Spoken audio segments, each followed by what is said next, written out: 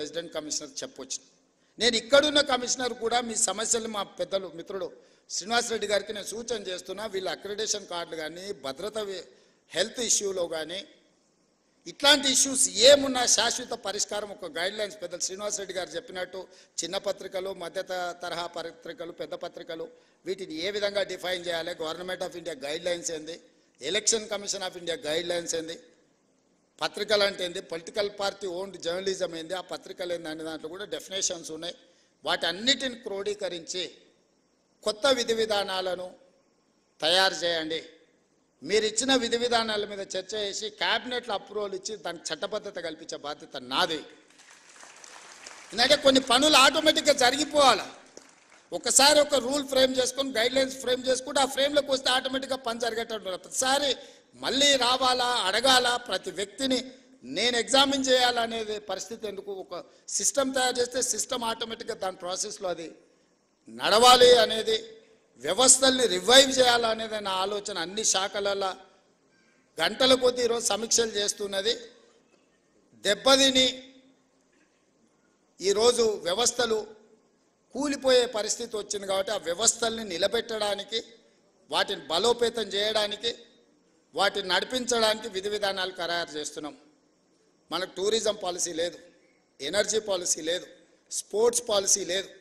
ఇట్లా చెప్పుకుంటూ వెళ్తే 10 సంవత్సరాల తెలంగాణకే పాలసీ లేదు. పాలసీ లేకపోవడం కూడా ఒక పాలసీ కింద భావించరు కొంతమంది. అట్లాంటి పరిస్థితి నుంచి ఒకటొకటిగా పరిష్కరించుకుంటూ విధి విధానాలను ఖరారు చేస్తూ మన ఎదురుగా వచ్చిన సమస్యను తాత్కాలికంగా పరిష్కరించడం కాదు, శాశ్వతంగా దానికి విధి విధానాలను రూపొందించండి అని చెప్పి అన్ని శాఖలను సమన్వయం చేసుకుంటూ ఈరోజు ముందుకు వెళ్తున్నాము. అనుకున్నంత ఆశామాసి కాదు ఈ ప్రభుత్వ వ్యవహారంలో బండి నడపడం. మీకు తెలియంది కాదు, మీరు అందరు కూడా చూసినారు. దానికి ఒకసారి ఎనుకో ముందో అవుతుంది. కొంతమంది అధికారులకు విధానం 10 సంవత్సరాలు ఒక సిస్టంలో పనిచేస్తే ఓవర్ నైట్ ఆ సిస్టమ్ అంతా మార్చాలనుకుంటే కూడా కొన్నిసార్లు వాళ్ళకి అర్థం కాదు కదా, అర్థం కావడానికి కూడా కొంత సమయం పడుతుంది. వాళ్ళు అనుకుంటారు 10 నెలలు అయితే వీరు వారే అవుతుండొచ్చు అని కూడా ఎదురు చూస్తుంటారు కొంతమంది. ఎందుకు అని అంటే ఆ 10 ఏళ్ళు అట్లా చూసినాం, సార్ ఏదో కొత్తలో ఊపులో ఉన్నట్టున్నాడు కానీ సార్కి కూడా తత్వం బోధపడుతుంది. 10 నెలలు అయితే అనుకునే వాళ్ళు కూడా ఉంటారు. అట్లాంటివి ఏముండవు మిత్రులారా.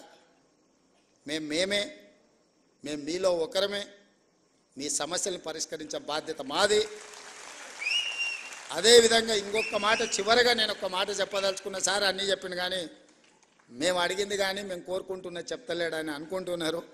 మా సీనియర్ నేను ప్రెస్ అకాడమీ దగ్గర ట్రైనింగ్ పెట్టాలన్నా, క్లాసులు పెట్టాలన్నా, ఏదన్నా చేయాలన్నా చిల్లి గవ్వ చేతిలో లేదు. ఈ నుంచి పోతే మళ్ళీ పాత రోజులే అన్నట్టుగా ఉంది అని మా సీనియర్ మనసులో ఉంది.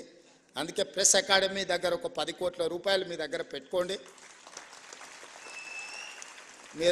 మీకు కావాల్సిన ట్రైనింగ్ కానీ, ఫిలాసఫీ కానీ, ఐడియాలజీని కానీ, నేను మీ ఐడియాలజీ ఉన్న వాళ్ళని మారమని నేను చెప్పడం లేదు. నా జాబ్ అది కాదు. మీ లైక్లు డిస్లైక్లు ఇండివిజువల్గా ఒక రకం, మనం ఉన్న కుర్చీలో ఉండే బాధ్యత ఇంకొక రకము, మన యజమానులకు ఒక ఆలోచన ఉంటుంది. ఇవన్నీ సమన్వయం చేసుకునే బాధ్యత మీది. కాబట్టి మీకు సంబంధించిన ప్రెస్ అకాడమీ రిలేటెడ్లో ఒక 10 కోట్ల రూపాయలు స్పెషల్ డెవలప్మెంట్ ఫండ్ ముఖ్యమంత్రి విచక్షణ అధికారంతో ఉండే దాని నుంచి ఒక 10 కోట్ల రూపాయలు కేటాయించే బాధ్యత తీసుకుంటా. అదేవిధంగా ఈ 1100 మందికి ఇచ్చారు కానీ ఇంకా 2000 3000 జర్నలిస్టులు ఉన్నారు. మా వాళ్ళు అప్పుడప్పుడు కలిసినప్పుడు సార్ రాష్ట్ర విభజన అయింది, అటుపక్క పోయిన వాళ్ళకు కూడా ఇటుపక్క ప్లాట్లు వచ్చినాయి, మొత్తం ఇటుపక్క ఉన్న వాళ్ళకు రాలేదని కూడా మా మిత్రులు అప్పుడప్పుడు నా చెవిలో చెప్తుంటారు. బంజారా హిల్స్ వచ్చినప్పుడు బంజారా హిల్స్లో మీరు భాగస్వాములు అయినరు, జూబ్లీ హిల్స్ వచ్చినప్పుడు జూబ్లీ హిల్స్లో మీరు భాగస్వాములు అయినరు, గచ్చిబౌలి వచ్చినప్పుడు గచ్చిబౌలిలో మీరు భాగస్వాములు అయినరు, చివరికి ఆ కొంపల్లి వస్తే కొంపల్లి దగ్గర పేట్ బషీరాబాద్లో మీరు భాగస్వాములు అయినరు. ఇప్పుడు మా తెలంగాణ రాష్ట్ర ప్రభుత్వం ఫ్యూచర్ సిటీ తెచ్చుకుంటుంది కదా, డెఫినెట్గా ఫ్యూచర్ సిటీలో మీరు భాగస్వామి